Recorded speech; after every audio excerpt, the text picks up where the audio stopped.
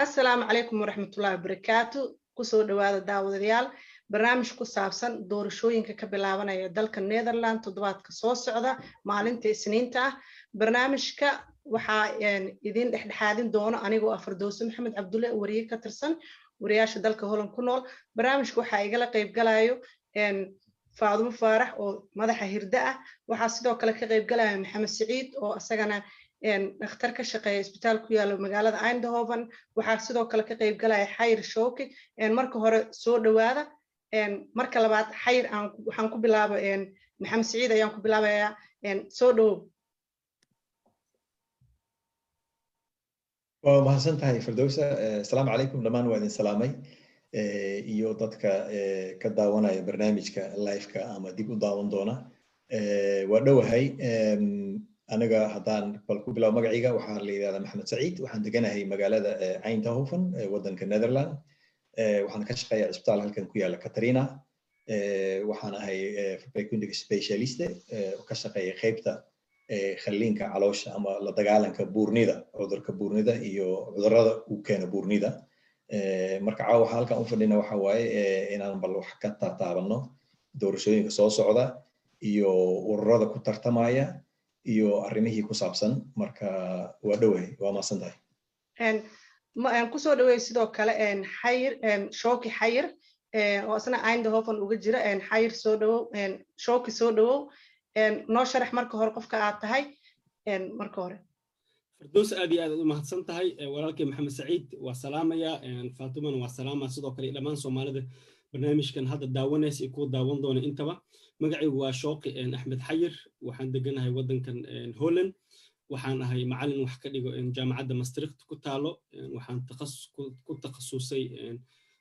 culumta siyaasadda political science ayaan meeshaas ka dhigaa maado walbo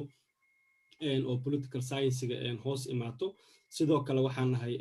affiliate researcher waxa la dhaho ama cilmi baare xiriir la jaamacadda Radboud oo ku taalo magaalada Nijmegen aad u mahadsan tahay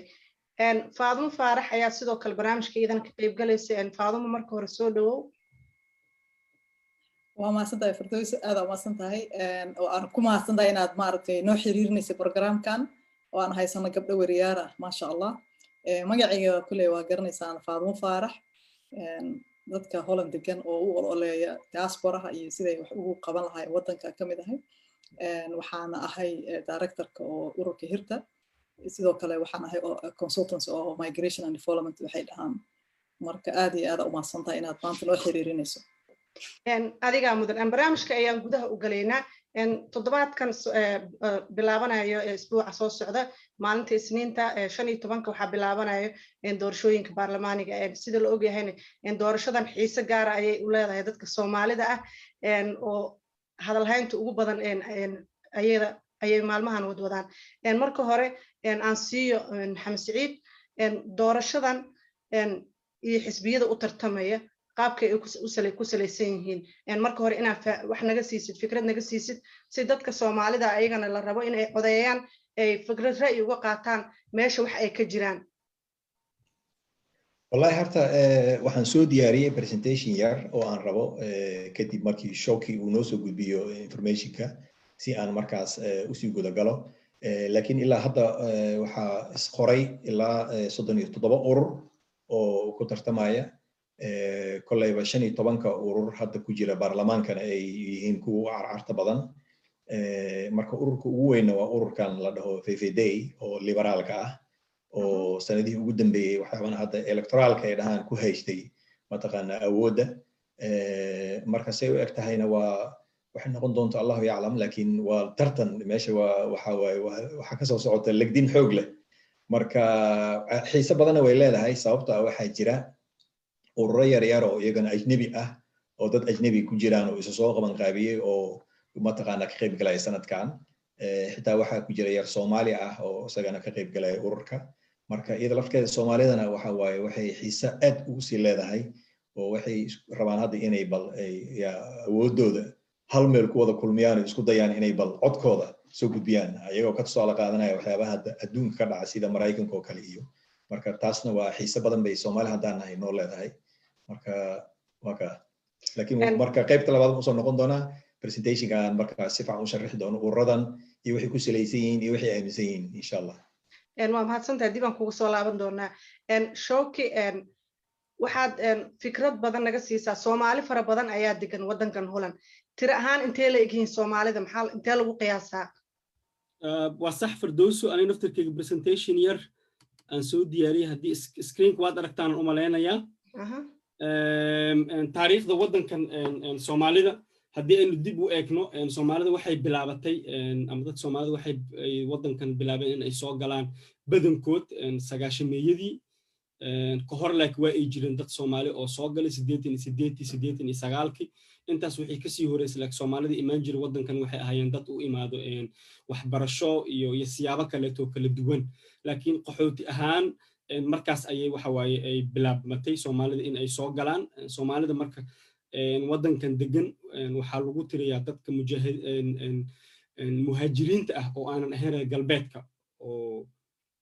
macnaha wadamada reer galbeedka aanan ka imaanin ayay qayb ka yihiin sida doogta Soomaalida badankood wadankan waa ay ka guureen 2000 sanadkii markuu ahaa Ingiriiska ay u guureen badankood wax siyaabo badan ayaa jirta runtii haddii aan ka taabto hal iyo labo waxaa ka mid ah midda koowaad oo ugu weyn oo dowladdan wadanka ama nidaamka wadankan Holland ka jira ayaa waxay tahay dadka qaxootiga inaan hal meel isugu geenin oo waxay leeyihiin wax la yiraahdo dispersal policy ama spreading blight Hollandiis wax lagu dhaho oo dadka qaxootiga markuu wadankan ay yimaadaan meelo badan ayaa waxa waaye la kala dejiyaa waxaad arkaysaa tuulooyin 5 qoys 10 qoys magaalooyin iska dhexdhexaad ah iyo magaalooyinka waaweyn marka maadaama Soomaalida dhaqan ahaan ay u leeyihiin dad isku yimaado collective u nool macnaha taas runtii waa waxay ku noqotay caqabad midda labaad oo la taaban karo waxa ay tahay Soomaalidu waa dad intooda badan ganacsiga aad ugu wanaagsan oo businesska jecel inay sameeyaan wadankan runtii waxa waaye xogaa shuruudihiis waa uu iska adag yahay oo Hollandeeska waxay badahaanba waa wadan warqado marka waxa waaye warqado badan ayaa qofka loo soo dirayaa taasna xogaa runtii ma adka in waxa waaye wadankan inkastoo 10 sano u dambeeyay ay bilaabeen Soomaalida dukaamo iyo maqaayado inay furtaan laakiin ka hor way adkeed runtii waxa waaye systemka ayaan waxa waaye taas keenayo sababahaas ayaa ka mid runtii dhanka waxbarashada way ku jirtaa ciyaalkoodii oo inta badan waxa waaye talada ay iskuulaadka ay ka helaan oo mid hooseeysa ahayd isku soo duudub sababahaas ayaa marka waxa waaye muhiim ahmiyadda ugu weyn ay ahayd Soomaalida wadankan ay uga guureen ay Ingiriisku u guureen laakiin 8 ilaa 10 sano la soo dhaafay markii wadankan Holland uu qaxootiga dib u furay inuu waxa waaye uu qaabilo 2005 wixii ka dambeeyay Soomaali badan ayaa markaas soo gashay taasoo sababtay runtii waxa waaye in Soomaalida tira ahaan wadankan ku nool ay zaa'idaan hadda haddii aan fiirino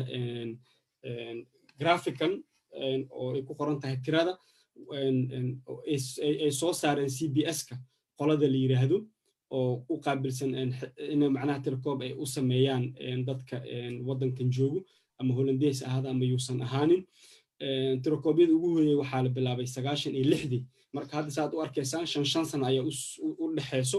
tirooyinkan aan soo qaatay sanad walba dabcan waa la sameeyaa laakiin 5 sano ayaan u soo qaatay haddeertaan 2020 bishii December tirkoobka u dambeeyay Soomaalida laga sameeyay wadankan degan waa 40,251 qof kuma jirto marka December wixii dhashay kadib iyo bilii hadda la soo dhaafay qaabkaas marka waxa waaye wadankan ay Soomaalida ay yihiin haddii guud ahaan sawir aan ka siiyo Firdawso Soomaalida qaabka u degan yihiin sida wadankan ay ku yimaadeen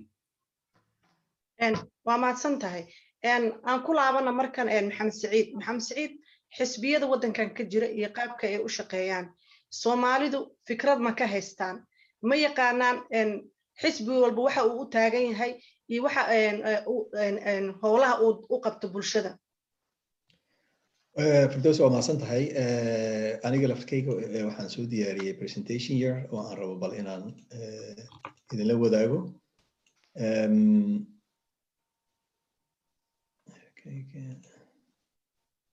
waxaan idin weynaysiinayaa hadda horta saan kuu sheegay waxaa hadda jira isu soo xaadiriyey 37 urur oo hadda ku jira tartanka oo raba in ay kasoo qayb galaan baarlamaanka sidaan kuu sheegayna waxa waaye waxaa jira 15 urur oo hadda ku jira baarlamaanka hadda jooga waana kuwa marka hadda carcarta qaba oo leeslahayo mataqaanaa fursad bay haystaan maadaama 4 sano la soo dhaafayba ay fursad u heleen inay kusoo galaan ururo badanna way jiraan oo ama shakhsiyaad is soo qaban qaabiyo ama gruubo ah oo iyagana wata markaa fikrado oo marka ay rabaan inay marka dadka ka gadaan si ay baarlamaanka u soo galaan marka kuwa intooda badan kuma guuleystaan ama codad yar bay helaan laakiin dadka intooda badan ba waxay u codeeyaan ururada ay ku kalsoon yihiin ay sanadaha u codeynayeen marka codkoodana badanaa wuxuu ku salaysan yahay waxyaabo badan laakiin tan ugu muhiimsan waxay tahay oo codkooda ku salaysan arrintan ideology ay dhahaan ideology-ga waa macnaha mabda qofka muxuu aaminsan yahay marka taasaa waxa ah annaga inaan isla fahamno Soomaali haddaan nahay urur walba waxbuu u taagan yahay ideology-gana waa macnaha fikrado oo la isku keenay waayo oo markaa ka hadlaya dadka ama dadka say iskula noolaan lahaayeen ama bulshada say iskula noolaan lahaayeen iyo siday isugu fikir dhow yihiin marka taas bay marka isku kala qaybinaysaa bulshadii oo markaas waxay kala samaysanayaan kalaasa kala duwan marka mar waxaa maqashaa dadka eliitada ah ama dadka taajiriinta ah oo waaweyn ama wax haysta waxaa jira wax la dhaho middle class waxaa jira dad la dhaho macnaha kalaasaha hoose oo social class-ka ah oo iska garab raratada ah marka saas u kala qaybsan yihiin marka ururadiina saas bay markay dagaal galayaan ku howlgalaan oo qof walba uu yaqaan meeshuu dadkiisa ka raadsanayo iyo cid uu codaynayso ururo kale waxaa jira iyagana oo ku bees garaysan ama kusoo bilowday sidoodii horeba macnaha ama diiniyan marka taasna wax yar baan rabaa inaan marka ka fiiriyo iyo waxaa kaloo jira ururadaasi u kala qaybsan yihiin waddankan ideology ahaan markaa fiirisid iyo waxay u taagan yihiin marka halkan waxaan kusoo qaaday sawir ka hadlaya marka laga hadlayo links iyo rectis kuwan bidixda ama midigta ay yiraahdaan ama kala qaybinta kale ah oo ku saabsan progressive ama conservative progressive ah urur u jooga inuu isbedel yimaado ama macnaha u dhaga nugul wax inay isbedelaan oo wixii hore laga gudbo kuwa kalena waxaa la conservative waxay aaminsan yihiin wixii hore say ahaayeen in lagu daayo marka hadda halkan waxaa arkaysaa tusaale ahaan marka xitaa isku berber dhigtid ururadii say u kala taagan yihiin shaxdan hadda meesha ku sawiran waxaa arkaysaa tusaale ahaan oo kale hadda rectiska markaa fiirisid ururka VVD oo kale ama D66 inay ku jiraan rectiska oo laakiin ay yihiin mataqaanaa conservative ama inay yihiin dad macnaha globalisaasi inay macnaha xitaa waxyaalaha u dhagan nugul yihiin in ay soo waxyaalaha isbedelka inay la jaan qaadi karaan CDA ururkan Crystal Democratic Appeal isagana waxaa lagu tiriyaa inuu yahay xoogaa rechts midden ay dhahaan macnaha recht buu ku jiraa laakiin midig laakiin dhaxdan ugu badan yahay wuxuu isagana yahay dadka ururada xagjiya oo macnaha u dhagan nugul waxyaabaha isbedelka ama globalisaasiga hadda waxyaabaha bilowday oo kale dhanka kale rechts markaa fiirisid qaybta kore waxaa ku jira ururada ay ka mid yihiin tusaale ahaan PVV mataqaanaa waxa waa iyagu waxay aaminsan yihiin waddanka Netherland waxa iskale dadka Netherlandka ah marka waa more nationalism mataqaanaa oo waxay aaminsan yihiin waa conservative oo fog weli oo macnaha ku salaysan waddankan dadkaasa iskale moogta waxaa kaloo ku jira ururkan la dhaho isagana urur yar hadda iyagana laba cod ku leh Forum for Democracy-ga iyaguna waa qaybta midigta ah waxayna sii yihiin more conservative iyaga lafkoodana waxay aaminsan yihiin oo ugu jira meesha waxyaabahan ay yiraahdaan ishak waxa la dhahaa mataqaanaa dimuqraadiyada waxay ka bilaabatay waxay aaminsan yihiin referendum dadka jidka mara inay codeeyaan haddii wax la isku qabsado iyo dadka madaxda laga dhigayo in macnaha loo codeeyo tusaale ahaan burgomeisterka oo kale in loo codeeyo hadda burgomeister waxaa jira magaalooyinka waaweyn waa la magacaabaa macnaha cod looma qaado tartan ma galaan marka waxyaabahaas ay kasoo horjeedaan marka laakiin waxayna aad ay macnaha u xiiseeyaan waxyaabahan sovereignty-ka waxay dhahaan maxaa la dhahaa mataqaanaa muqadasni maxaa lahaa waa macnaha madax banaani ha jiritaanka Netherland waa madax banaani waana muqadas macnaha tusaale ahaan arrinta Yurub markay noqoto waxay aaminsan yihiin Netherland in iyaga go'aansato waxa iyaga khuseeya oo aan laga maamulin Yurub oo kale tusaale ahaan marka taasna waxay kasii dhigaysaa conservative urur kale isna waxa jira diiniyan ah oo SGP la dhaho oo inta 2 kursi ku leh mar kasta isaga laakiin waxa uu codeeyo waa urur diini ah oo ah mataqaanaa protestants ah waa bilaabanayay marka labadoodaas cod waa iska joogto dad khaas ah u codeeya marka waxaana waa awood badan ay ku leeyihiin baarlamaan gudihiisa marka ciday rabaan ay la shaqeyn karaan marka iyaguna waxay aaminsan yihiin waa wax diiniyan macnaha laga soo abaabulay sida xitaa uu ku jiro crystal democratka iyaga lafkooda waa wax diiniyan laga soo abaabulay oo markaa fiirisid waxyaabaha ay aaminsan yihiin waxaaba aas u ah ama inspirationka u ah waa bibleka ku qoran marka bibleka markaa sii fiirisidna waxa inspiration kasi waxa ay ka hadlayaan waxa way familka caruurta waxyaabahaas in mataqaana la tixgeliyo oo laga taxadiro iyo more marka inay aaminsan yihiin waxyaabihii hore conservative-ka ahaa oo sida uu diiniyan ugu qoray biblekooda oo moderna laga dhigay dhankan kale marka fiirisid linkska iyagaa sii kala baxa iyagana marka waxay u sii kala baxaan social democrat oo ay ka mid tahay bayfanda oo kale waxaa kaloo jira ururkan la yiraahdo Groen Links isna waa arkaysaa wuxuu ku jiraa qaybta bidix oo hoose macnaha waa links waa bidix laakiin waana more globalistaasi waa progressive waxay jecel yihiin isbedelka waxaana keena tusaale ahaan aad u xiiseeyaan waxyaabahan la dhaho diversity bulshadu inay ka koobnaato dad kala duwan marka taasna waxa waaye keentay doorashadii ugu dambeysay haddaa xasuustaan cod badan ayay heleen taasna waxaa u keentay codkaas badan ay heleen waxay yiraahdeen dadka qaxootiga waddankan hadda imaanaya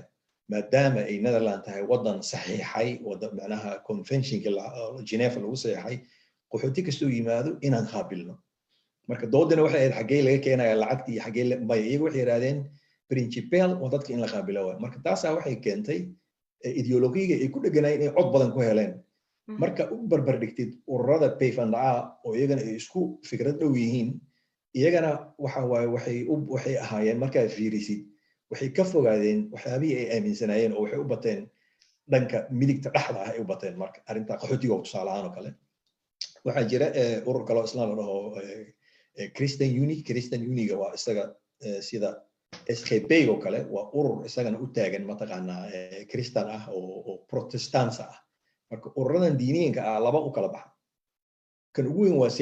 CDA waxay ka yimaadeen Catholic waa ururo badan oo ururka ugu weyn oo waxa la aasaasay saan u maleynaya 1870 labadan kalena waa Protestants iyagii baa waxay fidqa u kala baxay sanadihii ugu dambeeyay marka waxaa kaloo jira partay yar oo isagana la dhaho mataqaana urur partay fududdiiran iyagana waxay u taagan yihiin macnaha isheeg miliyooyiga iyo macnaha mataqaana xayawaanka diiranka iyo macnaha iyo jawiga environmentiga in laga taxadiro oo xoog la saaro waxaa kaloo jira urur la dhaho SPAY waa socialistisa partay inkastoo hadda markaa fiirisid westernka socialistisa ideologiga laga baxay laakiin weli waxaa arkaysaa inay ku dhegan yihiin waxyaabihii ay aaminsanaayeen marxism iyo maxaa taqaanaa Lenin iyo waagi qubaradaas waagi jirtay waxay aaminsanaayeen bay iyaga basically aaminsan yihiin laakiin iyaga lafkooda waa moderna laga dhigay oo wixii waa la yara qafiifiyey ururkan isagana dank wuxuu soo hosgalayaa waa urur ay isku bahaysteen dad ajnabi ah oo Moroccan iyo Turkey oo hadda ka soo qayb galaya ka Soomaaliga ah iyagana waxay u taagan yihiin waa links laakiin waxay u taagan yihiin waa la dagaalanka discrimination iyo racismka marka more waxa moodaa in ay ku aasmeen kacdoon oo kale marka ururada waxay u kala baxaan kuwana waa kuwa soo jiray oo elite ah oo waddanka maamuli jiray ama diiniyan ama hab dhaqaale ama ururkan partay van arbeid oo ku soo baxay shaqaalaha iyo ururo sanadihii la soo macnaha inta lagu jiray doorashooyinka iyo dimuqraadiyada ku soo baxay protest ama dagaal oo ka soo horjeeday wixii markaas socday marka halkaas u kala qaybsan yihiin markaas u kala qaybsid ururada hadda waxa waa 15 urur oo ku jira hadda oo tweede kaamarka si u kala qaybsan yihiin iyo awoodahay ku leeyihiin waxa ugu weyn ururkan la dhaho FVD waxa ku xiga ururka PVV la dhaho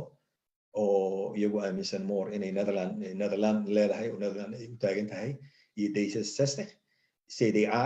marka waxaana mataqaanaa muddo sanadii la soo dhaafay ururka PFNDA iyo CDA oo ahaan jiray urur aad u waaweyn inay aad u yaraadeen marka hadda sanadkan waxaa moodaa tartankii in uu xoogaa isbedel weyn inuu keeni karana waa dhici kartaa markaa fiirisid cabsi badanna way jirtaa oo dadka waxay ka baqayaan ururadan hadda oo mataqaanaa rechtska ama qaybta midigta oo conservative-ka ah inay codad badan ku helaan oo meeshii uu xoogaa ay isbedel yimaado fursadna way jirtaa oo ururadan yaryar ay ku heli karaan iyagana ay kusoo bixi karaan iyagoo marka ka loobi garaynaya dadka ay mataqaanaa markaa matalayaan marka arrinta muhiimka waxa waaye annaga Soomaali haddaan nahay qofka waa in uu fiiriyaa maxay tahay marka muhiimadda haddii aaba cod dhiibayso codkaaga xaggee marka geynaysaa marka wuxuu samayn karaa qofka hadduu internetka galo wuxuu ka fiirin karaa waxaa jira laba waxna waa party advisor macnaha website waxaa jira oo ku hagaya ururka ideyadaada ama ideologigaaga u dhow su'aalo 12 qaybood baa su'aalo ka buuxinaysaa marka waxaad arkaysaa ururka aad ku fikrad dhowdahay website kalena waxaa jira dadka caawina oo la dhaho STEMwiser kaasna wuxuu kaa caawinayaa ciddii aad u codayn lahayd marka codayntana badanaa marmar waxay ku salaysnaan kartaa baahi markaa adiga shakhsiyan ku haysto ama gruupka markaa jooga baahida haysto hadday noqoto mataqaanaa dhaqaale ahaan haddii ay noqoto bulshada waxyaaba dhaqdhaqaaq ka jira oo kale waxyaaba markaa aad aaminsan tahay fikrada in la hirgeliyo taana way keeni kartaa marka aniga ahaan markaan buuxiyey STEMwiserka party advisorka ma buuxin sababtoo waa ogahay inaan more dhanka bidixda ahay oo haddana progressive laakiin haddana markaan buuxiyey waxaa arkaysaa waxyaabo badan oo markaa dadka inaan u dhowahay qaybtan mataqaanaa progressive-ka oo linkska ah oo marka aad aan u kala fognahay ururadan kale oo tusaale ahaan PVV ama Forum for Democracy oo more Netherland ka hadlayo marka waxaan dareemayaa inaan Netherland ahay dhanna waxaan dareemayaa inaan aan meeshaan welcome ahayn oo lagu riixayo ma fahamtid su'aasha soo laaban doonaa because dad badan ayaa maxay ahayd aad isugu haysto oo wadanka ku nool marka su'aashaas dib aan u dhiganayaa okay marka presentationkayga intaas ku eegyahay masha Allah marka waa okay waa kugu soo laabanaya Maxamed Saciid aadaan u mahadsan tahay qaabka aad u sharaxday iyo sida aad u kala dhigdhigtay waxaan filayaa dad badan Soomaali inay wax badan ka faa'iidi doonaan waayo badanaa ma helaan dadka in qof inta soo hor istaago u sharaxo yiraahdo intaan ayaa wadanka ka jirto mid walbana saas ayuu maxay ahayd u shaqeeyaa oo waxa soo aaminsan yahay intuu ka shaqeeyaa dadka hal dhig ayay wax ku maqlaan oo kaliya badanaa waxay maqlaan BVV maqlaan oo ay cabsi ka qabaan taas si fiican u yaqaanaan marka xisbiye kaleetood ama meelo kaleetood ay isdhihi karaan ra'yi badan lagama haysto haddana marka afka hooyo loogu sii sharaxayana way kasii duwantoo ahmiyad gaara ayay usii leedahay showki ayaan kusoo laabanaya showki maalinta isniinta ah 15 ayuu doorashada si rasmi u bilaabanaysaa qaabkay ku bilaabanaysaa yaasi ku horumaraya doorashada Firdawsi aad u mahadsan tahay walaalkay Maxamed Saciid presentation aad u wanaagsan ayuu runtii soo bandhigay intaan su'aashaada u galin waxaan jeclaan lahaa aniga naftirkeyga inaan sharaxaad yar guud dadka inaan ka siiyo Dutch political system ama qaabka siyaasadda waddankan Holland qaabka u dhisan tahay sababta codeynta kaliya kuma xirnaanayso sababta codeynta naftirkeeda waxay u baahan tahay qofku inuu ogsoon yahay horta sidee waddankan horta qaabka uu habaysan yahay siyaasad ahaan haddii aan kow ka soo bilaabo waddankan waxa la yidhaahdo constitutional monarchy ama boqortooyo dastuuri ah ayaa ka jirta waddankan macnaheedu waxay tahay marka booska ay leeyihiin familka boqortooyada waa mid dastuuri ah boqortooyada iyo markii la isku daro golaha wasiirada intaas ayaa marka mar walba noqonaya xukuumad markii ay imaanayso xukuumadda waddanka marka laga hadlayo waa boqortooyada boqor ayaa hadda jiro iyo markaas golihii wasiirada uu horkacayo ra'iisul wasaaraha marka roolka ama doorka boqortooyada ay leeyihiin waa waxaan la yiraahdo ceremonial ama waa hogaamiye xafladeed waxyaabaha awood siyaasadeed ma lahan marka awoodda siyaasadda waddankan saddex qayb ayay ku soo kooban tahay qaybta koowaad waa baarlamaanka oo laba aqal ah upper house iyo lower house Hollandeeska Eerste iyo Tweede Kamer la kala dhaho marka doorashada hadda aan u codeynayna waxa waaye Tweede Kamerka ama House of Representatives ama lower house qolaba sida u taqaano aqalka hoose waaye marka asaga marka waxa uu sameeyaa sharciyada ayuu dejiyaa xukuumadana waa executive waaye ama fulintii uu horkacayo ra'iisul wasaaraha iyo garsoorka iyo gooni u taagan qaabkaasuu marka ayuu u samaysan yahay oo la yiraahdo waxyaabaha waxa la yiraahdo trias politics ayaa la dhahaa saddexdaas awood ayuu u qalqaybsiyay marka taas naftirkeeda hoos ayaa loo sii dhacayaa oo wadanka waxa uu leeyahay waxa la dhaho decentralized unitary state waa dawlad weyn ayaa dawlad dhexe ayaa ka jirto laakiin awoodda way kala qaybsantaa oo dawladda dhexe awood kaliya ma lahan oo awoodda waxay saddex qayb ayay u kala baxdaa mid ugu hooseysa hadaan ka bilaabo waa qameentiga oo qof walba meesha uu degan yahay oo local councilka ugu hooseyso midda labaad oo ku xigta layerka labaad waa waxa waaye waa regional ama qaabka goboleedka iyada naftirkeeda doorashooyin ay leedahay laakiin waan ka hadli doonaa markay imaato iyo national levelku hadda heerka ugu sareeyay ah marka hadda aqalka loo tartamayo waa lower house ama aqalka hoose waxaana lagu loolamayaa 150 kursi ayaa meeshaas taalo marka intaan xisbi hadda malaka Maxamed Saciid uu soo sheegay 150 kaas kursi ayay waxa waaye mid walba uu iimaan ka raadinaya soo ku heli lahaa hadii marka waxa waaye qaabkee marka doorashada u dhacaysa waaye su'aashaadii ay ahayd Soomaaliland systemka marka doorashada u dhacaysa wadankan waxa ay tahay wax la yiraahdo proportional representation ayaa jiro oo af Soomaali waxa lagu dhahaa matalaad saami ah ama matalaad saami ahaan taas marka waxay fursad u siinaysaa waxaanu xisbiga arkaysid proportional representation kaasi ka faa'iideysanayeen oo jab yar oo cod hadee soo helaan hal qof laga yaabaa xisbiga inuu waxa waaye baarlamaanka uu ka soo galo marka waxay sameynayaan xisbi walba waxa uu soo diyaarinayaa party list wax la dhaho list ayaa la soo sameynaya listka marka qofka ugu horeeyo last striker Hollandees lagu dhahaa ama lead candidate English wax lagu dhaho hadda ra'iisul wasaaraha ayaa qoladan VVD-gu ah qolo walba marka qaarkood way soo reereemaan doorashooyin ay soo galaan marka inta badan codadka waxa badan lagu xisaabtamaa codadka uu keenayo qofka last striker-ka ah qofkaas laga yaabaa inuu codadkiisa ay gaaraan 500,000 1 milyan mararka qaarkood 2 milyan macnaha cod inuu qofkaas macnaha uu shakhsi la garanayo uu yahay in markaas codadku uu helo codadka marka qofkaas marka uu helo waxa la sameeynaa codadka waa loo sii codka intuu u baahan yahay kursiga marka uu tago xisaabtaasna hadhowtiya gali doona haddii Ilaahay yiraahdo waxa la sameeynaa codadkii markuu asaga inta kursi qofkaas kursiga uu lahaa laga reebo inta kale soo harto codadkii liiska marka lagu wadaa kan ku xiga codadkiisa la siina asaga naftirkiisa cod uu soo helay qaabkaas lagu wadaa marka ilaa kan ugu hooseeya laga gaaro marka qofka last striker ama lead candidate-ka aad ayuu muhiim u yahay sababtoo ah qofka la filaayo in codadka ugu badan waxa waaye xisbigu u keenay si markaas dad badan ee baarlamaanka u soo galaan marka wadanka dhan hadda Ingiriiska oo kale hadaa fiiriyo sidoo kale hadaan la barbar dhigno waa systemka isticmaalaan oo kale hadda waa majoritarian wadankan Holland oo kale consensus ayaa la dhahaa Ingiriiska kale hadda tusaale hadda usoo qaadan wuxuu leeyahay waxyaabo la yiraahdo constituency oo qofka meel iska soo sharaxa qofka markaas adigu ku matalayay waa taqaanaa xaafadda degan tahay MB-gaaga waa ogtahay laakiin Holland mid jirtaa waxay tahay wadankii oo dhan waxaa la sameeyay hal constituency ahaan loo arkaa inkastoo Hollandeeska ay dhahaan Hollandees waxa la key screen la dhahaa ilaa ay 20 u kala qaybiyaan laakiin caadi ahaan practical ahaan hal macnaha ayuu isku yahay waxa tusaale ahaan oo kale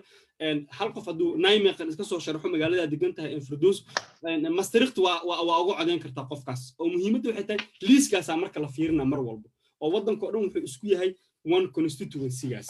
marka muhiimaddu waxay tahay qofka waxa way markii uu codka uu rabo in uu helo waxa lagu xisaabinaa waxaan ay yiraahdaan keys dramble waxa la jiro ama threshold English wax lagu dhaho Holland marka waxay ku jirtaa wadamada aad macnaha ugu yar markii codadka kuraasta la fiiriyo tusaale ahaan oo kale hadda wadamada Europe 3 ilaa 5% waayo codadka la helay macnaha hal kursi ayuu u dhigmaa 3 ilaa 5% inta u dhaxayso waa inuu qofka codadka la tuuray inuu helo si hal kursi uu ku helo laakiin Holland maadaama wadan iska uu yahay waa 0.66 ama 0.67 inta u dhaxayso percentage ah oo cod inuu helo waayo marka si markaas uu ku soo galo macnaha hal kursi soo qofku uu helo sidee marka waxa waaye loo xisaabina tusaale kale hadda practical aan hadii u soo qaadano waxay ku xiran tahay mar walba dadka codka tuuraayo sida ay yihiin oo waxaa la dhahaa kiesdeelra hollandees lagu dhahaa ama quota electoral quota mar walba dadka codeynayo haddii ay badan yihiin inta badan kursiga codkiisana wuu zaa'idaa mar walba tusaaloo kale hadda haddii ay codeyso 9 milyan haddii maalinta isniinta talaadada arbacada 9 milyan oo qof haddii ay codeeyaan isku soo baxaan codad markaas oo waxaa laga hadlaa valid ah oo sax ah oo si wanaagsan loo tuuray haddii ay noqoto 9 milyan ah waxaa loo qaybinaa 150 ayaa loo qaybinaa marka oo kursi ah oo baarlamaanka yaalay marka halkii cod wuxuu noqonaa roughly 60,000 oo cod u baahan yahay marka waa halka kursi sa u heshid marka haddii tirada 9 milyan waxa waaye ee ka badato 10 milyan 12 milyan haddii ay gaarno jaawa arkaysa halka kursi wuxuu noqonaa markaas 70,000 oo cod u sii gaaraa marka inta badan dadka codeynaya soo baxo inta badan kuraasta waxa waaye tirada lagu helaayo ee badato inta haddii dadka ay yaraadaan kuraasta waxa way sii yaraanaysaa marka maalinta isniinta hadduu ilaahay yidhaahdo 15 codeynta waa ay bilaabanaysaa waxaana bilaabayo dadka waaweyn waddankan Soomaalida sa anagu u fiirna ma ahan oo dadka waaweyn waddankan waxa la dhahaa dadka macnaha shaqada pensionka galay ayay ka bilaabanaysaa qaarkood xataa waa dad iska xoog loo soconayo marka adiga waxa ku xisaabinaysaa da'dooda adiga 70 wixii ka weyn 75 meelahaas oo kale oo xanuuna qabaan si maadaama corona uu jiro iyaga aadaay fursada loo siiyay inay codeeyaan 16 sidoo kale 17 dadka caadiga codeynaya markaas da'doodu iska caadiga ah oo caafimaadka qabo maalintaas waa marka caadi ahaan maalinta doorashada ay ku qoran tahay waxa aad xiiso u leh Firdowso oo aad u wanaagsan runtii in Soomaalida la xasuusiyo codadka qofka live strikerka uu keenayo ama qofka lead candidate uu keenayo waxa daba socoto mar walba waddankan oo doorashada aad xiiso ugu yeelaysa waxa la yiraahdo four course system wax la dhaho ama preference vote oo macnaheedu waxa ay tahay waa codadka aan la siinin qofka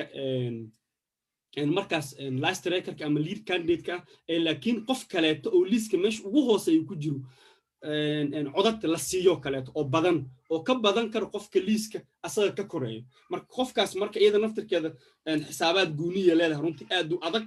oo electoral quota-ga hadda aan ka sheekeynin ama kiesdeelarka aan loo qaybinaa codadka qofkaas uu helay marka jajab badana meesha ka soo baxayo kuraasta xisbiyada markii la qaybay liiska lagu qaybiyo waxbaa soo haraay waxaasa marka la isku farsameena marka qaabkaas laga yaabo qofka inuu kursi uu ku helo dad badana hadda 3 ilaa 4 qof baarlamaanka saas uga jiro kursigaas macnaha ajaanibka oo kale hadda badana ama dad ayaa waxay iska jecel runtii inay dumar u codeeyaan dad ayaa waxay iska jecel runtii inay u codeeyaan qof ay garanayaan tusaale hadda qof Soomaali oo kale hadduu ku jiro kaleete ilaa had 3 qof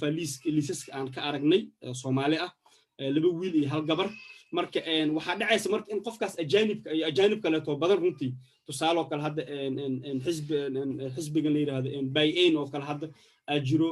gabar ajaanib ee wadato inta badan la filayo runtii dadka millennials ama dadka u ololeeyo Black Lives Matter oo kale dhalinyarta ah oo kaleete inta badan waxa way ay jecel yihiin runtii waxa maadaama ay discrimination waxyaabahaas aad uga hadasho inay waxa way codad badan saas ay ku holayso qaabkaas marka waxa way codadkan kala duwan loo xisaabiyaa qofka dadka ajaanibkana badanaa folklore systemkaas ay ku soo bixi karaan waxa way ay baarlamaanka ay ku soo gali karaan aad u mahadsantahay showki qaabka u sharaxdayna waxay u muuqataa qaab runtii aad waadax u ah qof walbana uu dareemi karo qaabka wax u socdaan Faadumo ayaa nagu soo biirtay bal dadka soo galootiga ah ama qaxootiga si kale hadii loo yiraahdo ee waddankan ku nool xisbiyadu maxay ka aaminsan yihiin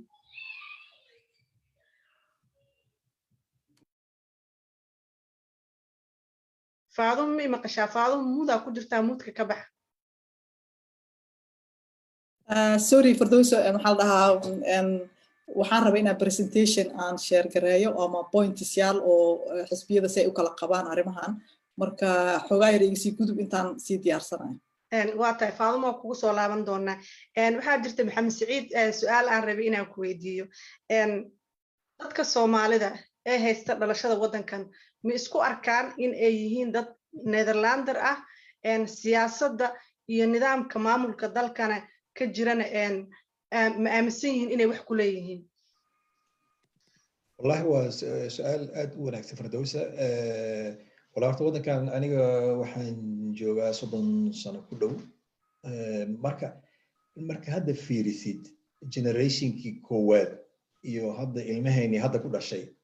oo hadda yarkaygu weeyaan 23 jir marka waxaan wadaa inuu farqi u dhaxeeyo ma dareemayaan inay Netherland yihiin mise waxay dareemayaan inay Soomaali yihiin marka generationkii hore intooda badan waxay iska ahaayeen dad Soomaali oo mataqaanaa weli dareemaya ama hal ku taagan oo isla war meeshan waxba ku maleeyihiin waa noqon doonta ama waxba dhici doona marka mar inta badan ma dareemaan inay Netherlandnimadoodii inay macnaha la xaqiijiyay weli marka doorasho laga hadlayo waxay dareemaan in mataqaanaa jiritaankoodaba mar macnaha misuse la isticmaalaba oo tusaale ahaan markii doorasho timaado ayaa waxaa laga doodaa arrimaha ku saabsan ajnabiga iyo qaxootiga iyo wixii la halmaala moogta marka waxay isweydiiyaan ma annaga markii uu doorasho timaado baa laga hadlaa dhibkeena maxaa looga hadli waayo waqtiyada kale marka taasna waxay keenaysaa dadkii in xoogaa mataqaanaa farqigii macnaha kloofkii u dhaxeeyay macnaha siyaasadda waddanka iyo Soomaalida inaysan xiisaba u hayn laakiin hadda sanadihii ugu dambeeyay waxaa xoogaa dadka inay ku soo baraarugayaan ururadan cusub soo baxay oo haday aan ka hadlayo oo ah mataqaanaa conservative-ka ama nationalism-ka ah iyo qaarkoodna ayba cad yihiin waxooda oo ay ku jiraan islaam nacayb oo kale marka haddaa aragto urur saas hadduu jiro oo ku nacab oo macnaha dhanka kalena sharciyan oo lagu leeyahay qof waddanka macnaha dhalashadiisa haysaa tahay oo xaq baa leedahay marka waxaa gelaya qofka dee inuu iska dhiciyo macnaha laftiisa macnaha wuxuu dareemayaa marka inuu protest hadda sanadii ugu dambeeyay Soomaalida waxay u codeyn jireen ururada maaha inay ku raacayaan ideology ama program ay wataan may waxay ku raacayaan war ninkan hadda baarlamaanka ku jiro meesha naga soo caynaya naga celin kara ma fahamtay marka ugu weyn taas waay war ninkan yaa naga aamusin kara marka haddii aan aragno qof meesha ka qaylinayo le war ninkan waxaa sheegaysid waa macnaha waxba kama jiraan dadkan faraha ka qaad waxaan leenahay ninka ha loo codeeyo laakiin ururkaas ajendaha wata iyo wixii ma ogin marka hadda laakiin waxaaba sii jira urura hadda denki oo kale soo baxay ama urur kale hadana islaam jira hadda soo baxay niida miya iyaga lafkoodu waa macnaha kama duwana ururadan jiray SKP ama Christian Union iyagu waagi saasay ku aasaasmeen sababta waxay ku aasaasmeen ururadii kasii horeeyay ama Catholic Christian ahaa tusaale ahaan Christianka dhaxdiisa waxay u sii kala baxayaan moogtahay Catholic iyo Protestants dhaqan ahaan markaa fiirisid waddankan waxaa ka jira ilaa 60 ilaa hadday jirtaa waxaa la dhaho Verzauling waa kala qaybsanaanta waddanka macnaha sunni iyo shiici iyo waxna al-ittixaad iyo al-islaax sida hadda uu islaamku u kala baxsanaan jireen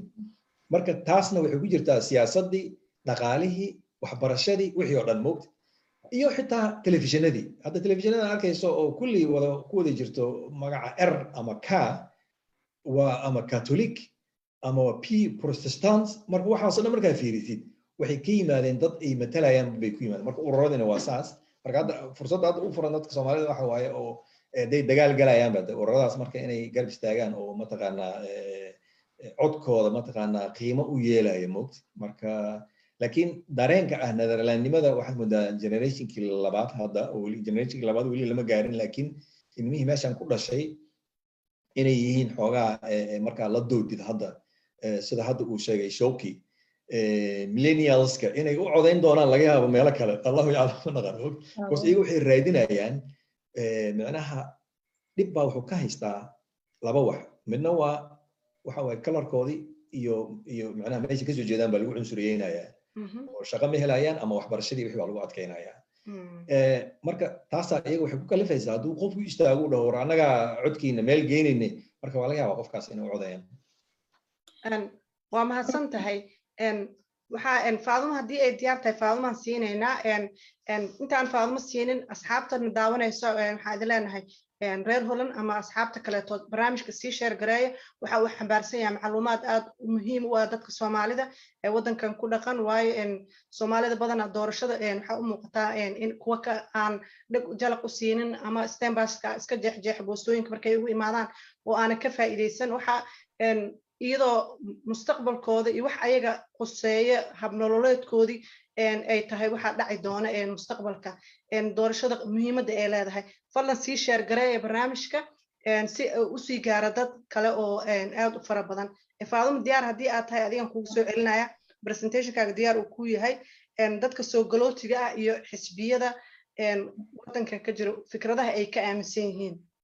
waa mahadsan tahay Firdawso Shooqi iyo Maxamed Saciid aad iyo aad waxaa information maanta aad bixiseen aad iyo aad loogu baahnaa oo dadka Soomaaliyeed actually ay u baahnaayeen sida xisbiyada wadanka u dhisan yihiin maadaama aan nahay dad ka mid ah dadka halkan ku nool 40,000 oo Soomaaliya ku nool oo la ogyahay inay maaragtay wadankan degan yihiin oo codkoodana uu xisaabtamayo marka midda ugu horeysa horta aan dhahay waxa waaye codkaaga yuusan lumin codkaaga wuxuu lumaa markaad assemblyeetiga aadan waxba ku samayn codkaaga waa lumay oo macnaha ma tirsana taas waa midda kale waxa waaye Maxamed Saciid iyo Shooqina si fiican technical iyo partayada iyo xisbiyada iyo siday u kala baxaan iyo macnahooda si fiican bay u sharaxeen sidaan aad la socotiin aniga Faadumo ahaan waxaan u ololeeyaa migration and development ama diasporaha dadka diasporaha iyo siday uga qayb qaadan lahaayeen dib u dhiska wadanka iyo more integrationka inaan Soomaali ahaan si fiican wadanka aan joogno uga qayb qaadano asagana marka qaybaha aniga aan fiiriyay more waxa waaye xisbiyada sideebay actually maxay ka qabaan migrationka ama dhinaca dadkan soo galootiga ah iyo dhinaca developmentiga oo iyadan ah sidee bay u arkaan developmentiga ama horumarinta lacagaha lagu bixiyo oo kale marka waxaan insha Allah soo qaadan doonaa urur la dhahayo Core Aid oo aad iyo aad uga shaqeeya dhinaca migration development research ay sameeyeen oo maalin dhaweyd 12 bisha laga sameeyay presentation oo aad ay uga caddahay sida ay u arkaan xisbiyada marka la fiiriyo dhinaca developmentiga iyo sida ay dawladda Netherlands uga qayb qaadanayso because baarlamaanka hadhow go'aamin doona inta lacagta la siin doono developmentiga sida dadka qaxootiga loo qaabilayo wax walba marka taasaan soo qaatay marka ayadaan rabaa inaan la share gareeyo isla markaasna aan sharaxno sida xisbiyada ay yihiin waad arki kartaa markii aan in la soo share gareeyo insha Allah okay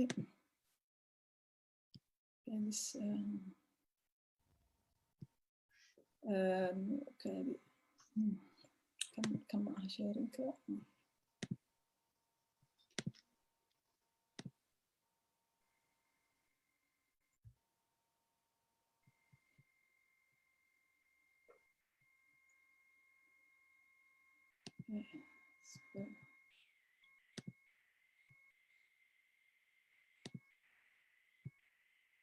waxyar ii dulqaataya waxa waaye waa ii soo bixi layahay bano kaan rabaa ii soo bixi la inuu kan yahay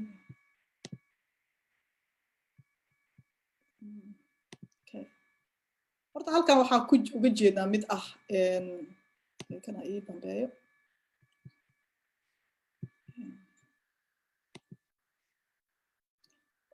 way ila aragtaan soo wax kan hadda okay waxaa ku jirta xisbiyadoo dhan siday u arkaan budgetka ay dawladda Netherlands siiso macnaha horumarinta oo hadda ah almost 50% 0.4649 macnaha hadda intaan yahay waa hore wuxuu ahaan jiray 0.7 ahaan jiray marka marka la fiiriyo xisbiyada in la kordhiyo oo la gaarsiiyo 0.7 xisbiyada hadda by-in xisbiga la hayo kale wuxuu iskoor garay 10 halkaana ka arki kartaa xisbiyada say macnaha u arkaan xisbiyada dhan sida badan waa green waxay isku raacsan yihiin in budgetka loogu talagalay macnaha developmentiga hore laga dhigo 0.7 oo hore uu ahaan jiray oo waaye dhexe soo dhacay marka hadda in la kordhiyo xisbiyada dhan waa isku raacsan yihiin laakiin xisbiga wadanka hadda u taliya wuxuu ku iskoor garay 4 marka ayada haddana loo soo noqdo marka tan aad iyo aad ay muhiim u tahay macnaha waxa waaye lacagaha loogu talagalay in la geliyo wadamada soo koraayo oo Netherlands ay siinayso hadda uu hooseeya marka baartaayadan dhan kulligood way isku raacsan baartaygaas VVD kasoo weli 4 score garay oo ah onvoldoende marka la fiiriyo dhinacaas lacagtaas sidii loo isticmaali lahaa ayada laftarkeedu kulli haddana waa la isku raacsan yahay average waa 8 marka laga reebo VVD oo ayadana 2 ah marka hadda halka arrinta hadda aragtaa xisbiga hadda noo taliya dhinaca horumarinta lacagaha ku baxaaya aad uga soo horjeedaa kelimaadka ayadana oo macnaha deegaanka iyo dadka oo ayagana soo qaxaaya on tahiimta dadka oo soo qaxaaya ayadana markii la fiiriyo 7% xisbiyadan hadda oo ay soo qaateen core aid waa xisbiyada ugu waaweyn ay fiiri inta ay fiiriyeen way hadda kulli ayadana hadda waxa daa fiirsid VVD ayadana waa waxay score gareysay numberka ugu hooseeya score gareysay haddaan fiirino waxay kaloo fiiriyeen ururada siday u arkaan orsaak khadwanka mikhraadsi macnaha inay la address gareeyo wax sababaha keena in la qaxo qasab lagu qaxo lagu soo baxo macnaha sida dagaalada oo kale deegaanada oo dhibaatooyin ka dhacaan in ayadana la address gareeyo xisbiyada sidaanay u arkeen haddii ay isku dardartid waa average 8 waxay leeyihiin hala fiiriyo dhibaatada meesha waxa keenaya in dadkan ay soo qaxaan oo ku qasbaya waa in la fiiriyaa oo macnaha iyada la address gareeyaa waxay kaloo leeyihiin kasoo qaad xisbiyadan waxay score gareeyaan oo high ku score gareeyaan oo hadda waxaan ka fiifiiday xataa fulduunda ay qaadatay waxa waa in qaxootiga lagu haayo meelaha ay ka imaadeen meelaha u dhadhow opfang oo in ay khariiqi waxa waaye kasoo qaad qaxootiga Soomaaliya soo baxay kale inay joogaan Kenya Ethiopia Djibouti meelaha u dhadhow oo dhan macnaha xisbiyada dhan waa isku raacsan yihiin haddaa fiirisid average saving waaye waxay markaa fiirisid xisbiga xataa haddana haysta waddankan wuxuu aad u raacsan yahay in qaxootiga lagu haayo meelaha u dhadhow meesha ay ka imaanayaan dhulka u dhow in lagu haayo ku raacsan yahay waxaa kaloo ay fiiriyaan oo koreed ay fiirisay in la sameeyo human qaranis asiil balayd waxaa la dhahaa policy ama siyaasad oo ku dhisan bini'aadanimo in la sameeyo macnaha waa asiil balaydka oo loo sameeyo dadka in la haayo in macnaha soo qabashada waxay isku raacsiin kulli isku raacsiin marka laga reebo kuwan oo fiirka ah oo inaan fiiriyaa xawaaye adiga marka laga reebo labadan waxa way isku raacsiin waxa kaloo aydan la fiiriyay intikhraasi barjibasi in Netherland marka fiirsid kulli isku raacsiin urkan labada jeer score gareey waxa u malnaa inuu yahay CTI u malnaa kor ina ka fiirino mid aniga muhiim ii ahaa jirto waa tan waxa waaye waa mid aan hadda ka shaqeyno waaye dadka diasporaha ah inay ka qayb qaataan dib u dhiska wadankooda meesha ay ka imaadeen in lagu caawiyo ururada dhan waa ka aamuseen 3 urur waaye ururada ka jawaabay waxaa ka jawaabay ururkan oo ii sheeg migranta understone inuun baydraaq aan fikrin her committee waxa waaye ururka la dhahayo I think BPDA iyo Qurunlikis iyo ina ururkan ugu dambeeyana asagana aan aragno ka waaye I think inuu yahay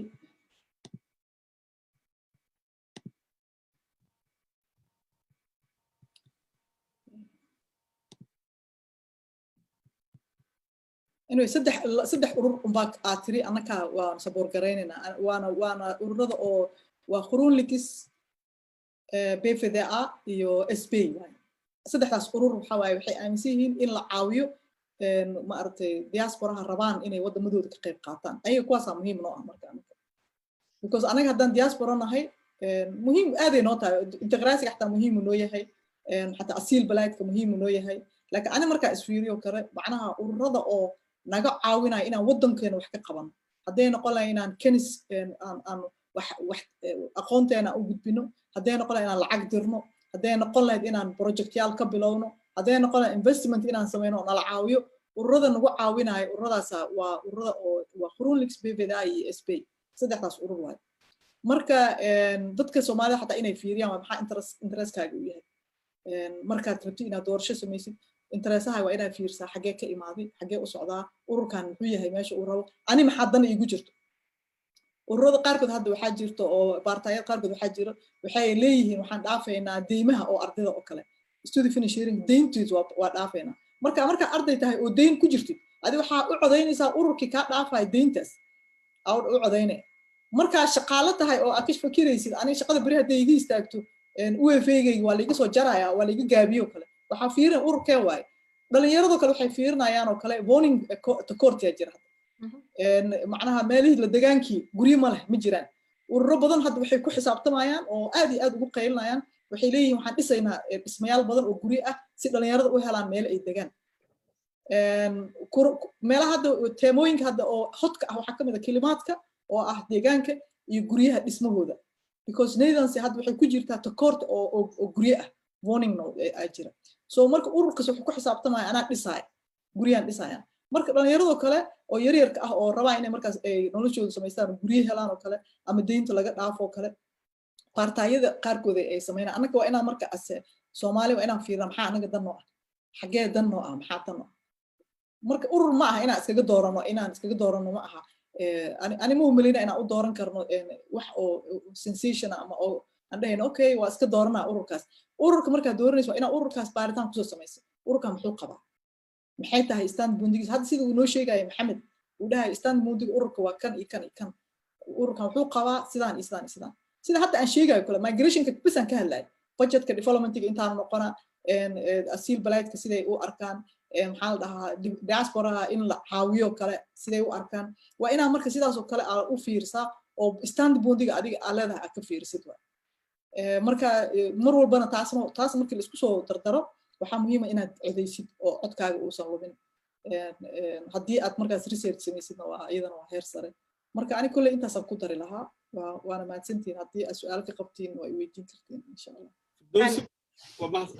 waan ku darsan karaa sababta Fatima wax aad u muhiimsan arrin aad u muhiimsan ay ka dhawaajisay waa sax horta sababtoo ah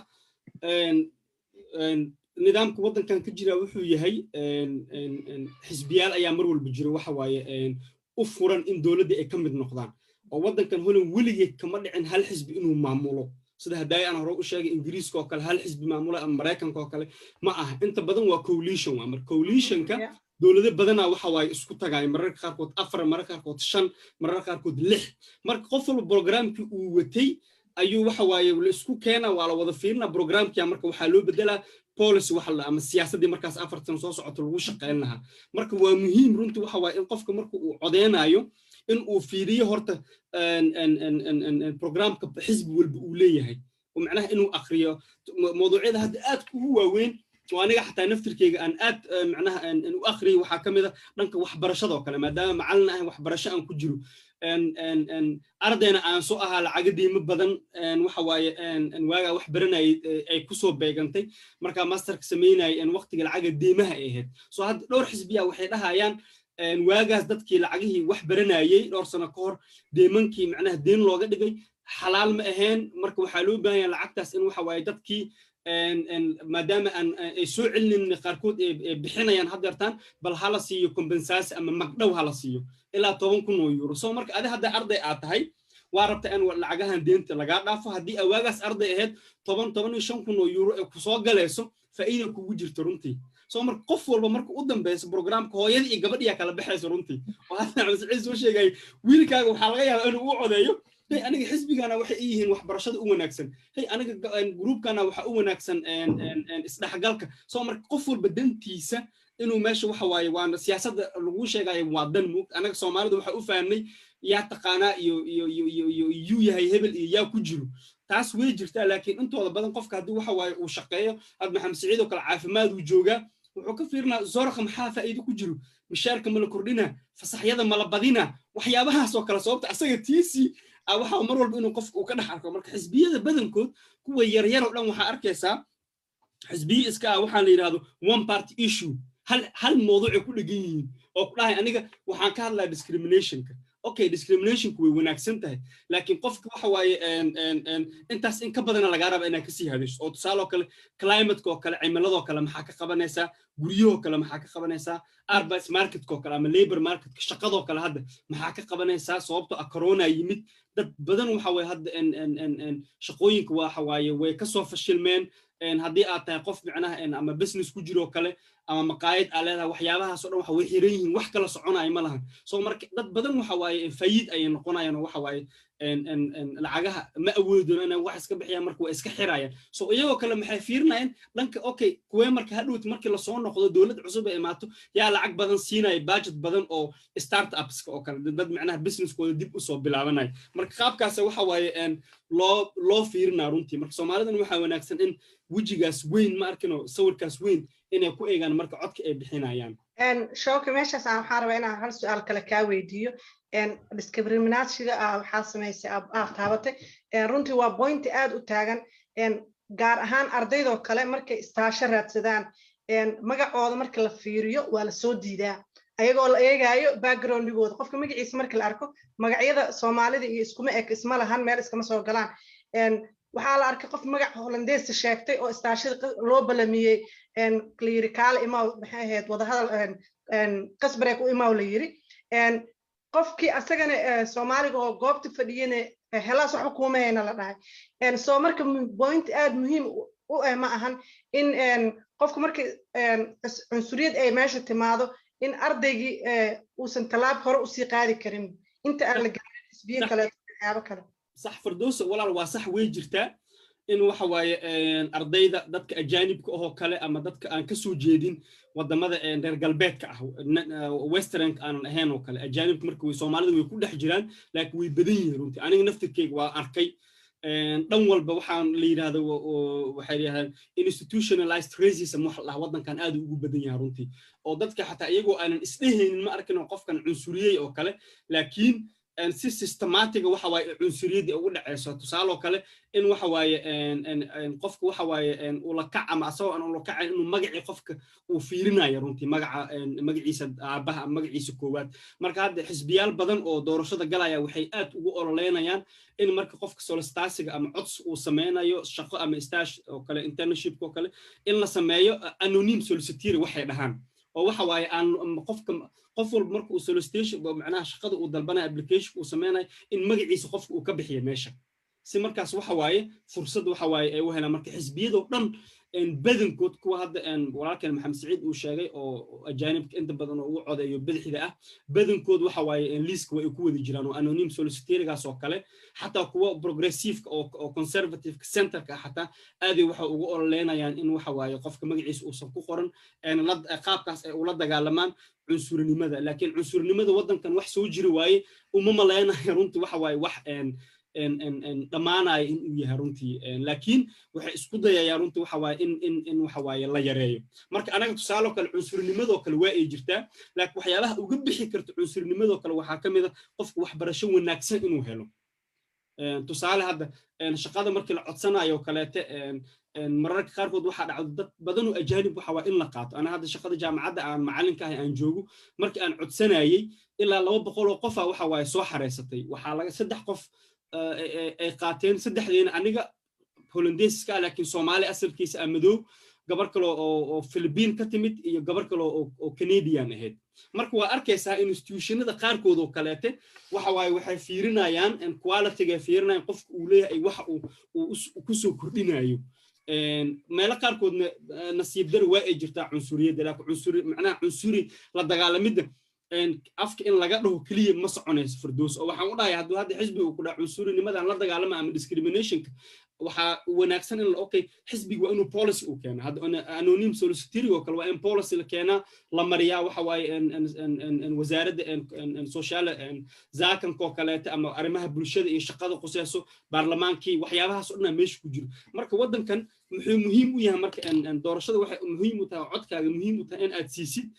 xisbi waxa waaye codkaaga wax ku taray waxay tahay marka u dambeeyo dawladdu waxay isugu imaanaysaa dawlad coalition marka hadii kursi qolo 2 kursi ama 3 kursi wadato waxa waaye aysan diyaar u ahayn ama waxa waaye aysan rabin qolada u codeys in waxa waaye dawladdaas ay ka mid noqoto daamiinus codkaaga waxa waaye wuxuu u wareegaya dhanka mucaaradku taga codkaaga oo waxa waaye mucaaradu isku bedela marka dadka badankood waxay fiinaan qaabkaas macna strategic ay u codeeyaan badankood way fiirinayaan okay saddexdan xisbiya ugu cad ama afartan xisbiya ugu macquulsan Soomaalidu xisbiyada u codeeyaan way ku jiraan inta badan waxa waaye in macquul ay tahay in dawladda waxa waaye ay ka mid noqdaan dawladda hadday ka mid noqdaan markaas waxa imaanaya siyaasadaha la sameeyna policy-gaas oo ka hortagayo discrimination ko kala ama midabta koorka waxbarashadii climate-ka iyo arintan ontwickling samaverking oo ajaanibka oo kale siba Soomaalida oo kale aad ugu muhiim ah waa mahadsan tahay Maxamed Saciid aan siiyo Maxamed Saciid xisbiyo hore waxa haystay meel fiican jooga ayaa hoos u soo dhacay sida BFDA oo kaleetood xisbiyo kalena waxay heleen waxyaabaha aan laga filayno sida FVD oo kaleeto cabsida marka Soomaalida waxay fiiriyaan mar walba BVV fiiriyaan yaa qatarsan marka BVD mase BVD aan dhahay BVV mase VVD والله horta mid yar aan ku darsan lahaa arinta codka ilaa codku waa hal qof hal cod haysta moogta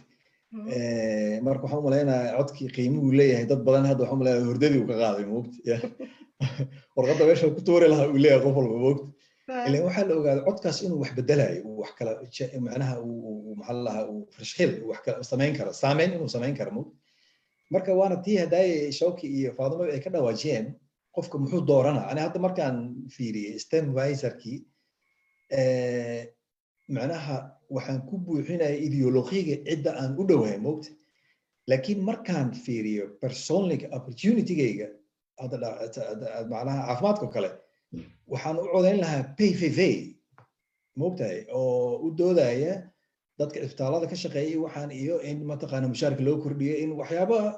secondary arbeids forward waxyaabo badan oo mataqaana ya oo hunguri ka soo riday ma aqaan say lacagta meesha ka keeni doonaan laakiin mataqaana laakiin markaan fiiriyo ideologiga ee aaminsan yihiin PVV oo kale oo markaa ka soo horjeeda jiritaankayga iyo joogisteeda halkan oo islaam ahaanba marka waxaan isweydiinaa waxaan maxaa meeshaan ka socda waxbaa qaldan moogta ya marka xagee raacaysa marka dadkii waa dareemi karaa waxay ku jiraan waa conflict maskaxdooda dadkii waa sida qof walba waa dhibka ku haysta moogta qofku wuxuu marka isku cabirayaa ma waxaan u codeeyaa ideology macnaha aan mataqaana aaminsanahay oo as a group maxaa lahaa ajnabi Soomaali hadda laakiin ajnabi marka laga hadlayo Soomaali kaliya ma ahana hadda dhibka jira wuxuu yahay dad badan oo waxa jira generation labaad ah ama qaarkood kuwii saddexaad ku socda oo Turki iyo Moroccan ah oo well qualified ah oo saas ay tahay aan shaqana helayn oo waxna soo bartay marka taas horta waxyaaba ugu badan dhibkan wadankan ka jira waa taa Shawki uu sheegay ah waxa iska jiro platform maxaa la khalaas platform ajira dadkii celinay aan la arkayn arrin waxa jirta hadda dhacday oo kinder tuslaaq arrintii ku saabsanayd gurnada la siinayay waalidiinta iyo carruurta lagu siinayay wixii dhibaatadii ka dhacday oo ilaa hadda raba in la baaro oo la soo ogaaday hay'adda ugu weyneed canshuuraha wadanka inay cunsurinimada macnaha oo cad ay sameynayeen oo isla ogaayeen marka hadda waxyaabahaas dhan dadkii shaki bay gelinaysaa marka mar walba waxa waaye dhibaatadaas way jirtaa hadda u soo noqdo codadka marka fiirisid kuwan ah rechtska ama kuwa midigta ah oo u doodaya macnaha waxaan nahay mataqaan hadda VVD oo kale VVD iyada waxay ku xisaabtanto waa dad khaas ah oo iyada matala VVD iyaguna ay wax u sameeyaan sababta waxa waaye sanadii la soo dhaafay electoralka iyaga awoodi haysta waqtiga hadda lacagahan lagu leeyahay tusaale ahaan corona timi shirkadihii iyo dukaamadii fayid lacag in la dhiibo waayo marka cabinetka waxa ku jirta VVD iyaga baa marka waxay ku yihiin dadkii go'aaminaya cidii la siinayo lacagta ma fahamtid marka laakiin way ogyihiin cidday u codeynayaan meesha ka raadsanayaan ma isbedelaan laakiin hadda ururadii sanadii la soo dhaafay isbedelay waxa waaye waa pay fund partay maxaa lahaa fund arbeidka iyo CDA Christian maxaa lahaa Christian Democrat Appeal labadana waxa dhibaato ku keenay history ahaan hadda markaa fiirisid ideologiga ay aaminsanaayeen uma dhibaato ku keenay because waxay ka leexdeen waxay aaminsanaayeen macnaha khilaafkii diintoodii bay ka leexdeen tusaale yar CDA goormay dhulka gashay waxay ahayd saan u maleynayo 8 sano ka hor moogtahay oo arrintana waxay ku saabsaneed issue yar la dhihi jiray Maura oo qaxooti ahaa oo isagoo yar halkan yimi oo ku gaaray marka waxa laga doodayay hal celiyo ilama celinayo ninkan waxa la yiri more Netherland waaye maya iyagana waxa dhahay ma wadanku ka yimi waayo daadii sharciga saas u dhiga marka waagaas awoodda waxa ku jirta CDA ku kala qaybsantay waxay u kala qaybsameen because iyaga markaa fiisid waxa uu qoran macnaha biginsalkooda oo ugu muhiimsan waa solidarity iyo mataqaanaa iyo in loo doodo dadka masaakiinta waxba haysan marka laakiin maadaama ay kula jiraan coalitionka VVD iyo kuwa kale oo rakhsi ah meeshii bay iska garayaan iyo dadkii marka taas waxay keentay kala in ku dhacdo marka taas keentay inay CDA dhulka gasho waxa soo hartay pay fund partay fund arbeid iyagana goormay dhulka galeen iyaga waxa dhulka geliyay kuwan la dhaho VVD sababtoo ah VVD waa urur macnaha liberaal ah oo individual waxay aaminsan yihiin mataqaanaa dawladda inaysan lacag badan ku bixinin waxyaabo qaarkood dadku iyagu inay isdabaraan qof walba wuxuu shaqaysta ha qaato payfund ahna waxay aaminsan yihiin dadka lacagaha badan haysta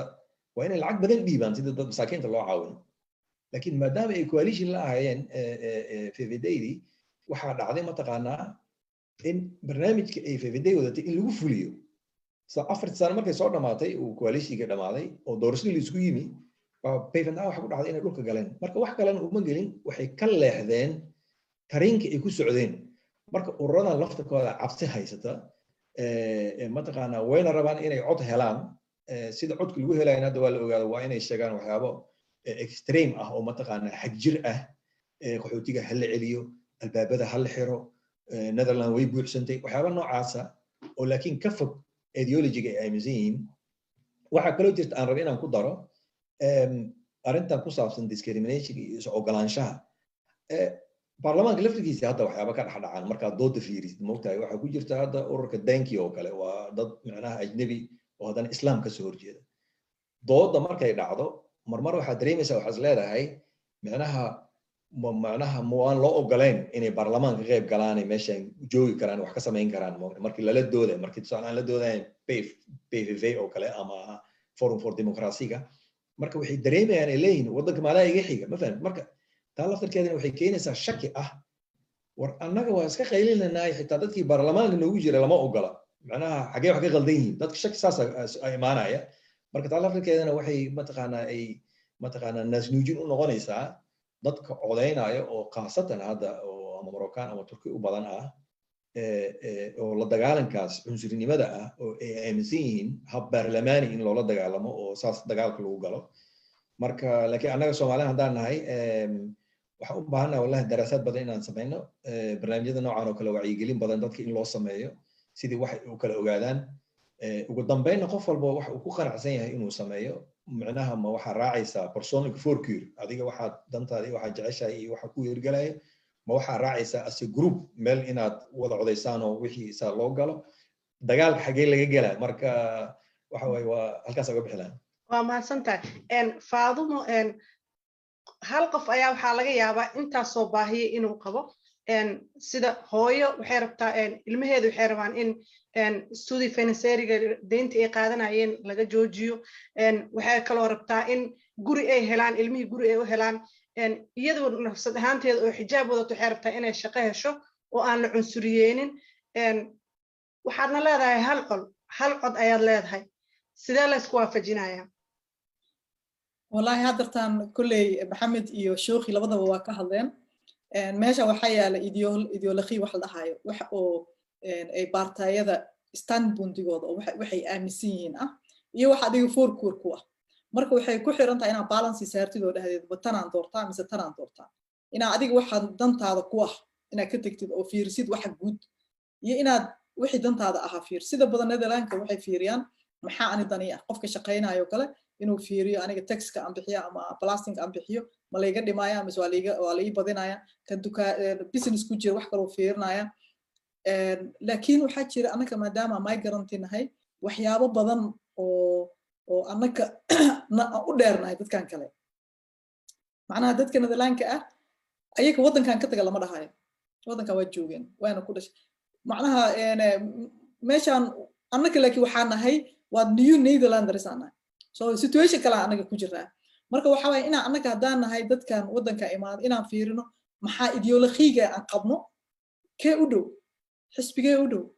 xisbigee anaga hadhoodii noo keeni kara inaan ma aragtay diintaada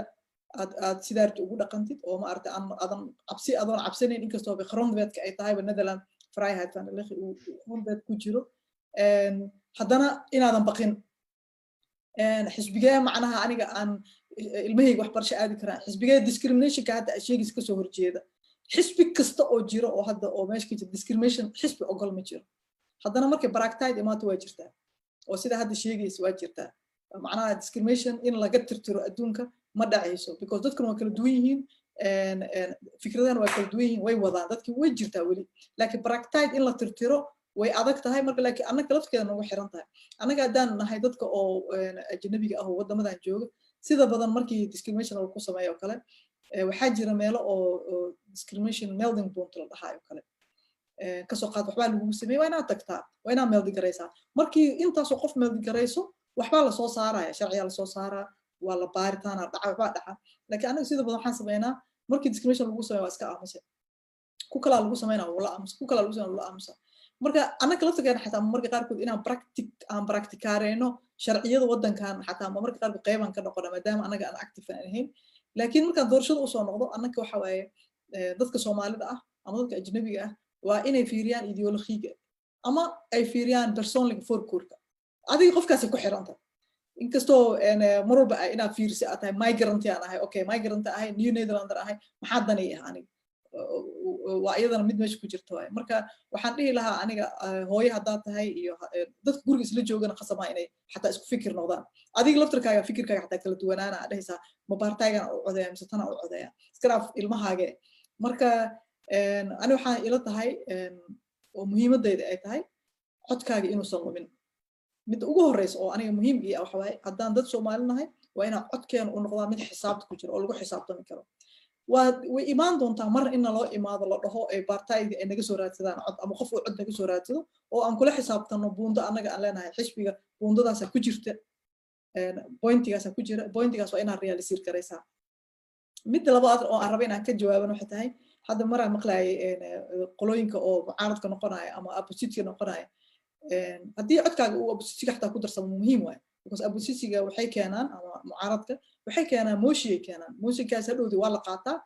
ma aha inaysan macno lahayn macno waa leeyihiin haddii codkaaga halkaas aada xataa macno leeyahay marka kulley mar walba waxaa muhiim inaad fiiriso ideolojiga aad aaminsan tahay ama fikirkaaga asaasiga ah oo ay baartayga u qabto marka aniga kulley intaasaan ku dari lahaa waa mahadsantahay Faadumo shooki aan siiyo shooki sanadkan wuxuu sanadaha kale uga duwan yahay hore looma arki jirin Soomaali ayaga doorashada isku wacyigelinayso dadka Soomaalidan waxay u ekaayeen kuwa aanba kala jecleen inay doorasho dhacday in kaleeto maxaa keena sanadkan in Soomaalida ay tiraahdo codkeenu waa muhiim waa sax sanadii hore waxa u maleysaa xogaayar wacyigelinta in ay waxa waaye yareed sanadkan runtii waxa aad xiis uga sii dhigay doorashooyinka kaliya Soomaali kaliya maahan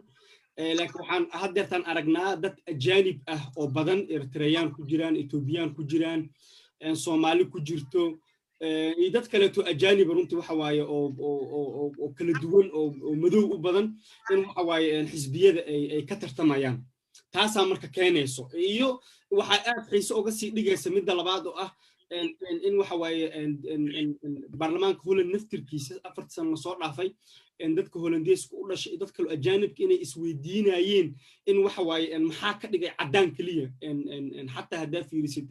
golaha wasiirado kale ma lahan waxa waaye dhowr qof u ololeynaysa arintaas oo xataa waxay soo bandhigeen waxaan yiraahdaan alternative oo ah in waxa waaye cabinet ama golo wasiiro la sameeyo ay ku jiraan dad madow marka taasna runtii waxa waaye waa ay jirtaa runtii 4 sano soo socota dhan waa ay la soo dhaaf waa ay soo karkaraysa runtii arintaas in la dhaho marka hadda marka sanadkan waxaa la filaa dad badan oo runtii aanan asalkooda reer galbeed aanan ahayn oo madow ah Afrika ka yimid oo laakiin dhalashada Hollandeeska haysta in waxa waaye baarlamaanka ay soo galaan sidoo kale waxa xiisa ka dhigay dadka dhalinyarta millennials ahdaay ka hadalna iyaga naftirkooda waxyaabihii Mareykanka ka dhacay Black Lives Matter oo kaleeta mudaharaadyo badan waxa waaye wadankan Holland magaalooyinka waaweyn ka dhacay oo arintaas looga soo horjeedo iyada naftirkeeda waxa waaye waxa ay siisay consciousness ama waxa waaye baraarug waa ay ku baraarugeen runtii waxa waaye inay yihiin dad madow inay yihiin dad Soomaali inay yihiin waxa waaye ajaanib marka taas ayaa waxa waaye keenays in waxa waaye sanadkan uu ka xiisa badan yahay doorashada sanadihii hore la soo dhaafay waa mahadsantahay shooki aan siiyo Maxamed Saciid Soomaalida 40 iyo dhowr kun lagu tiriyay oo iraahday wadankan ku nool sanadkan xisbiyada waxaa lagu dhex arkay dad Soomaali ah ma isleedahay Soomaalida way u codeynayaan dadka ayaga matali doona wallahi horta waxaan u maleynayaa inay codka ka badnaan doono markii loo fiiriyo sanadihii la soo dhaafay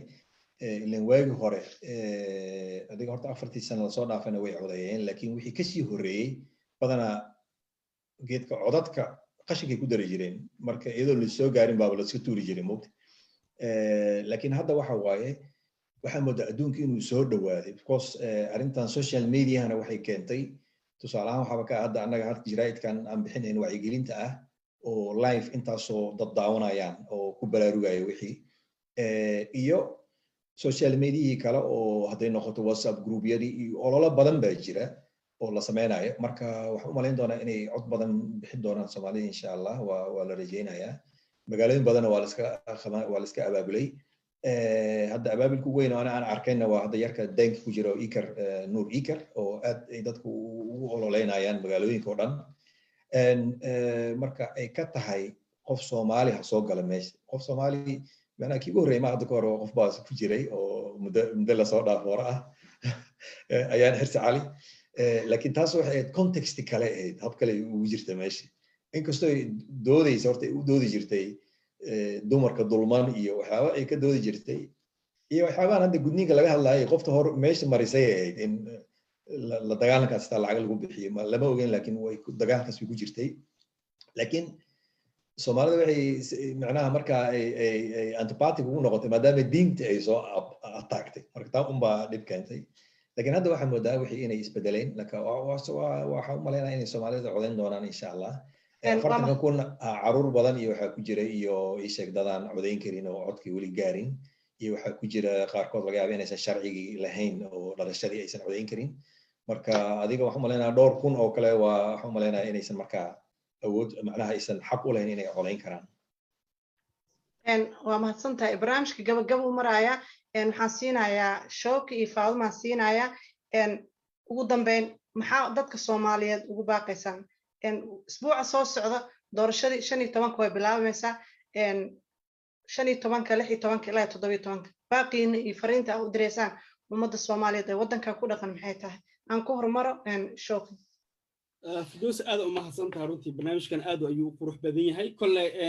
وحياها وجوم هي مسنا أو بهنتها ورقداس أو ورقد عدينتا باسبور كاجا أو بهنتها أم ID أو المركز لوجو جرنا أيو كدبنا واحد هلا سا بوست أيه كوجتي ورقد أو دير دت أركيان ورقد أو دير رونتي meeshas ay marka xisbiyadu dhan ay ku safan yihiin marka meeshas waxa way ka fiirinaysaa lambarkooda qofka aad u codeynaysid marka liiskaas ayaad waxa way ka dhax arkaysaa oo qalinka guduudan ayaa laga doonayaa markaas inaad meeshas aad marisid si markaas waxa way mararka qaar codadka qaabka loo codeynayo xataa waxa iska dhici karta dadka inay isaga adkaato oo hadhowtii ama si qaldan ama siyaabo kale intuu waxa way intuu u sameeyo qofka waxa way hadhowtii oo codkiisii oo invalid uu noqdo waxa way aan xisaabta lagu soo darin kaliya codadka waxa la tirinaa kuwa sida saxda ah loo tuuray marka u dambayso marka intaas waa inuu qofka uu diyaarsadaa haddii qof weyn uu yahay oo xanuunaad kale uu qabo maadaama corona uu jiro waa la ogol yahay 15 isniinta wixii ka dambeeyo isniinta iyo talaadada ayaa loo qorsheeyay dadka waaweyn oo xanuun maadaama corona uu jiro oo xanuunsan inay codeeyaan maalinta arbacada 17 maarsna waa maalinta election day maalinta doorashada loo dareerayo waa wadankan Holland marka kolley aniga hadalkii oo dhan waa la soo koobay gunaanudkeyga waxa uu noqonayaa qofka kolley in uu website-yada uu Maxamed Saciid Hadaaye uu sheegay STEMwiser-ka in waxa waaye uu fiiriyo bal mabda ahaan wuxuu aaminsan yahay xisbi ahaan kadib wuxuu u soo baxa uu fiiriyo markaas kadib uu la barbar dhigo wixii markaas asaga 4 sano soo socoto priority uu yahay waana sheegna waxa waaye waxa laga yaabaa xataa hooyo iyo waxa waaye ama aabe iyo ciyaalkooda inay kala duwanaadaan oo waxa waaye kala dano gooniya u soo baxaan laakiin intooda badan waxa la isku raacsan yahay in Soomaalida u codeeyaan xisbiyadan dhanka bidix jiro ama linkiska ah ama kuwa waxa waaye progressive-ka ah oo center-ka soo xiga ilaa iyo waxa waaye bidixda meesha ugu dambayso kuwaas inta badan waxa waaye loo codeeyaa taasoo kale aniga hadeertaan ku soo koobi lahaa qofka inuu waxa waaye codkiisa si wisely ama si xigmad ku jirto inuu isticmaalo uu ka fikiro qofka waxa waaye codkiisa uu sheegayo wadankan Holland saan sheegnay waxa waaye qofka maanta uu codeysid Britol ma arkaysid sababta ma jirto constituency sida Ingiriiska kale ku dhigi karto waa kana MB-gayga dhigi karto male wadankan oo waxa 150 kan kursi liiskaas party listigaas ku wada jiraan waa la tuura hal mar codki qofku waxa waaye saasoo baarlamaanku uu ku galay waxa waay wixii ka soo bax marka meeshaas waxa waay iska sugaysa ee qof maanta waxa waay gooni u la xisaabtami karto qofkan aniga codkayga siiyay maxaa ku qabatay ma jirto ila maadaama constituency uusan qofka uusan iska soo sharaxin uusan u taagan yahay aysan jirin oo party listigaas loo codeynayo marka waa maadsantahay Shooki Faaduma siinaya barnaamijku waa soo xireynaa Faaduma maxaad ku dareysaa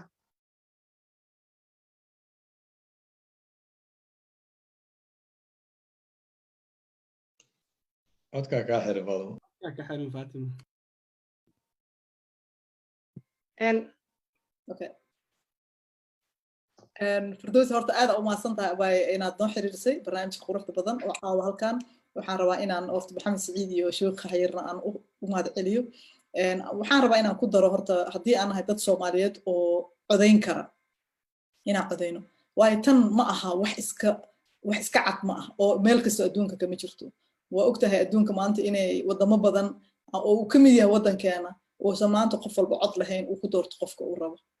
so waa wax ma aragtay oo anaga aan helnay waay oo wadan kale aan ka helnay marka codkaaga maadaama aad haystay maanta oo aad qof macnaheedu ku sameyn kartid horta waxaan dhihi lahaa waa in codkaaga aad isticmaashid doorashadan aad tagtid dadka waaweyn sida uu sheegay Shooki ay ma aragtay ayagana waqtiyada loo cayimay ay tagaan waxaan kaloo dhihi lahaa dadkii ma aragtay Soomaalida ah oo ayagana jiraan oo hadda isoo sharaxeen in kastoo awalka hore aysan jiri jirin in ayagana la caawiyo dadkii oo ma aragtay aan looga tegin meesha waayo ayaga xataa waa inaan ku ahaanaa proud inay ma aragtay xisbiyo inta ku xirmeen isoo sharaxeen ma aragtay ay duruf gareeyaan inay ma aragtay xisbiyadan ka mid noqdaan iyagoo waliba meelo fiican oo listiga aysan uga jirin oo fourkuur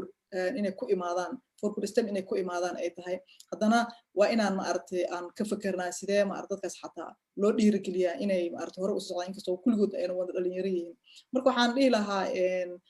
marka ugu horeysa aan codeyno mar labaadkana aan ma aragtay dadkeena waayeelka xataa geyna meesha inay ayagana codeeyaan mar saddexaadkan waxaan dhihi lahaa dadkeena oo imaaday oo ma aragtay kasoo